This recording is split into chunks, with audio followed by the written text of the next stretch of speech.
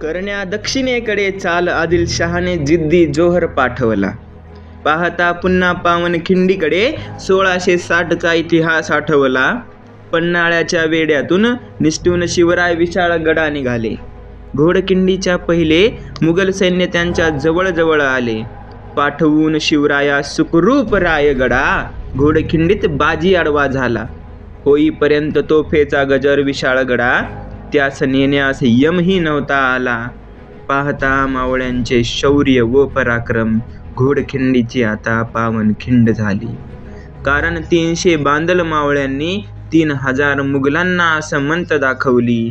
पाहून तुझे पराक्रम बाजी, धरतीही नतमस्तक व्हावी. स्वराज्य सेवेची आस अशीच या मातीत धगधगत राहिली.